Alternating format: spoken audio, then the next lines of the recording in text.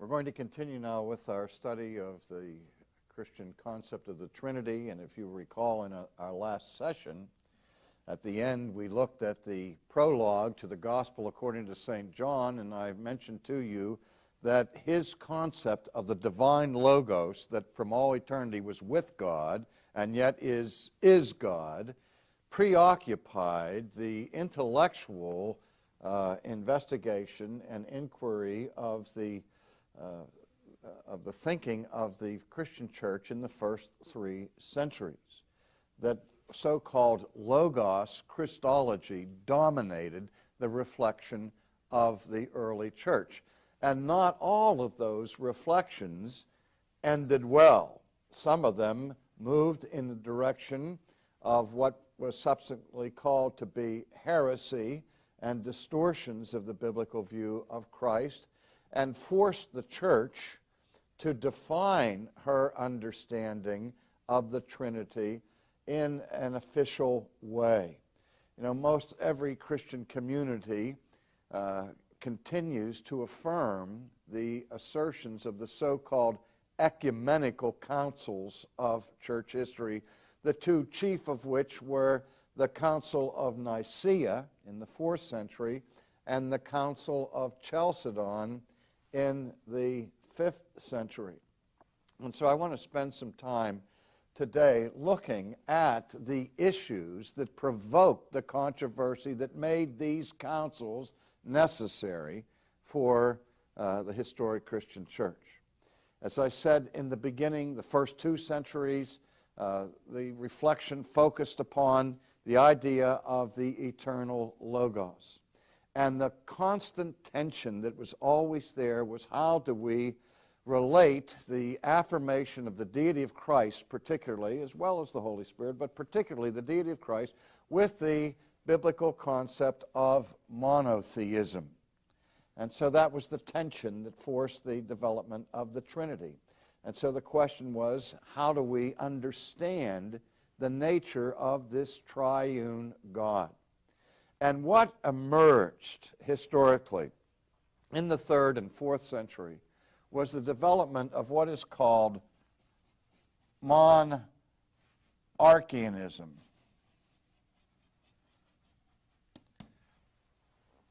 Now, not everyone is familiar with that term. It's a theological term that has an important role in church history, but we're very familiar with part of the term, and that is the word monarch. When we think about a monarch, we think of a ruler of a nation that is either a king or a queen. And the idea of monarchy comes from the prefix, again, mono, which means one, and the Greek word arche, which means beginning, chief, or ruler. And we've seen that in other contexts. In fact, in the beginning of John's Gospel, where John says, in the beginning was the Word, the Greek reads, arche, using this very word, arche. But also, the word arche can, beside meaning beginning, can mean chief or ruler. And we've seen that in other series. We did a series on angels recently, in which we talked about archangels, architects, archenemies, archbishops. All of those terms are qualified by the prefix arch, which is borrowed from this same Greek word, which means chief, so that a chief bishop would be an archbishop. A chief angel, a ruling angel, would be an archangel, and so on. It's the same word. And so monarchianism was an attempt, historically, to preserve the unity of God, and specifically monotheism. But it sometimes, as I said, veered off course and created several problems. The first great heresy that the church had to deal with respect to monarchianism was called modalistic. Modalistic monarchianism. Now that is a mouthful. Maybe you've never heard of monarchianism before, and now we're making it all the more complicated by giving us this prefix of, or qualifying term, modalistic. Well, what in the world does that mean? Well, in the 2nd century, the church was threatened by the appearance of a heretical group called Gnostics. And without getting into all that was involved in Gnosticism, the Gnostics had a view of God and a view of reality that was on a collision course with Christianity. This was further refined in the development of the philosophy called Neoplatonism, and particularly through its chief architect, Plotinus. But the idea of modalism is simply this, that all of reality, from angels down to rocks, all of reality manifests a certain particular mode of the being of God. There's an inherent pantheism involved in this. But the idea goes like this. At the top, or in the center of reality, is the one, or the core being of God. And from the very being of God, there arises, eternally and by necessity, various emanations that come out from the center. And the analogy would be like the concentric circles that move out from the core. If you would drop a pebble in the pond and you see the ripples moving out from the center in all direction. And you notice that the further you get away from where the pebble drops in the water, the weaker the ripple becomes, until after a while you can't even discern the motion. Well, this emanation theory is that all of reality is a manifestation of the being of God. So that you have different levels, spiritual level, intellectual level, psychical level, and so on, and you come down here to pure matter like rocks and so on, that even the rocks are part of the one. They share in the very being of the one, even though they're a lower level or a lower mode of the ultimate being. But everything is still a part of the one. Now again, the chief leader in the 3rd century for this distortion known as modalistic monarchianism was a man by the name of Sibelius. And Sibelius used an illustration to communicate what he was teaching with respect to this idea of modalism. His analogy was the analogy of the sun and its rays. I mean, this is something that we experience every day. We make a distinction in our popular language between the sun and sunbeams. You know, sometimes we'll look around and we'll see the sun shining through the window, and it seems like you can almost package these sunbeams. And you'll say, well, what is that? And we say, well, that's sunlight. Well, where's the sun? Well, the sun's 93 million miles away. But that light that comes to us from the sun is part of the sun. It is the beam that comes from the sun, the light that comes from the sun, and according to Sibelius, these rays partake of the very nature of the sun. They are, in fact, the same essence as the sun. They're just further removed from the core of the sun. And so Sibelius, in explaining this idea of the relationship between God the Father and God the Son, said that Christ is like a sunbeam. He is an emanation from the Father. He's a lower level than the Father, but he is of the same essence as the Father. He participates in deity, but then so do the rocks. And so he used a word to define the relationship between the Father and the Son, which probably in the whole history of the church was the most controversial single word ever dealt with.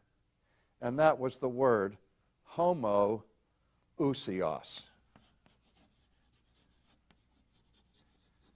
which is a Greek term. And the word ousios, if you know a little bit of Greek, you know that the term ousios is the present participle of the verb to be. Now, let me give you a little pop quiz on grammar and language, even if you don't know Greek. What would be the present participle of the verb to be in English?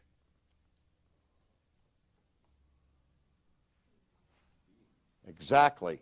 Being. Being. And so the idea in the suffix or the root of this word homoousios, that ousios means being. And the prefix homo means the same. We say things are homogeneous and so on. So that homoousios means the same being or the same substance. Now you're beginning to see part of the reason why the classical formula for the Trinity has that affirmation at the beginning that God is one in essence or one in being, but three in person. And so Sibelius was saying, I believe that there is a sameness of being between God the Father and God the Son, even though God the Son is not equal with God the Father because he's a lower level of being, just as the sunbeam is lower than the center of the sun. I hope we understand that. Now, this idea of modalistic monarchianism, meaning that Christ is a mode of being of the Father, was condemned in the 3rd century as heresy at Antioch. And see if anyone can guess the year. Can anyone in this classroom guess the year that the Antioch condemned Sibelius and modalistic monarchianism? Try to guess. Try to think. It's in the 3rd century. 267. Thank you very much. 267. Now, I thought you might be wondering why I had that number up on the board. See, somebody thought that that number represented somebody's bowling score or something like that. But no, that's the year in which Sibelius was condemned. And that's important because after Sibelius was condemned and this controversial word, homoousios, was rejected by the church substituted for the term homoousios the term homoi, not Hanoi, homoousios. Now it has the same root, ousios, but the prefix changes from homo to homoi. And the difference in Greek is this: it's the difference between the word same being to the word similar being. And so the church rejected as heresy Sibelius's idea of God the Father and God the Son being the same essence because they were rejecting the modalism in the philosophy behind this language. And so the church says, no, we don't want to say that they're the same essence because that'll get us into this pantheism that we want to avoid. And rather, they said we have to say that there is a likeness or a similarity in the being of Christ and the being of the Father. And so that became the orthodox word for the rest of the 3rd century, as the followers of Sibelius were considered heretics. But then, after this happened, another kind of monarchianism appeared on the scene. And this new form of monarchianism was called dynamic monarchianism.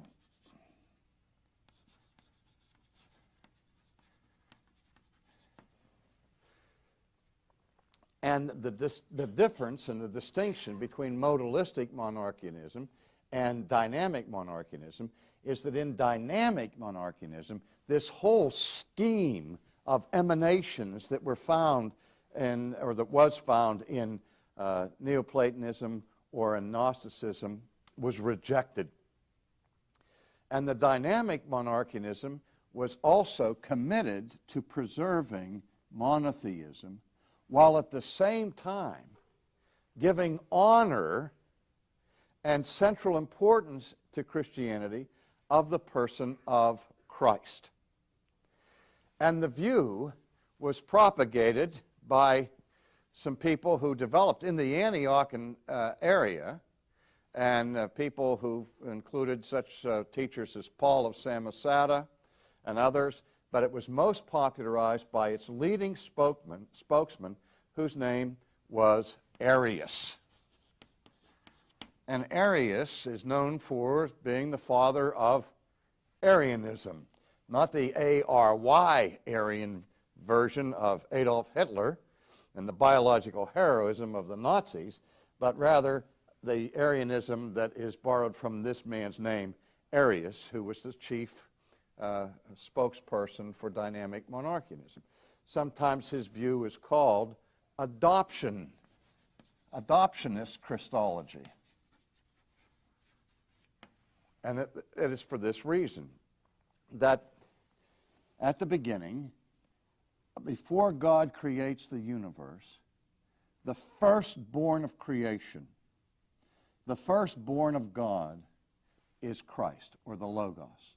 The first thing that God creates is the Logos. And then the Logos creates everything else. So that the Logos is higher than the angels, higher than human beings, and is the one who creates the world. He's the creator. He predates the world. He has pre-existence over the rest of the universe, but he is not eternal. And because he's not eternal, he is not equal with God. So, the Logos is less than God, but greater than man. And it is the Logos that becomes incarnate, historically, in the person of Jesus. And so now the Logos, with the human nature, becomes obedient to the Father, becomes one with the Father in terms of being on the same page, having the same mission, committed to the same goals as the Father. And because of his obedience, he is, quote, adopted by the Father as the Father's Son. And so it is properly to call Christ the Son of God, but he becomes the Son of God dynamically. There's a change. He was not always the Son of God, but rather his sonship is something he virtually earns.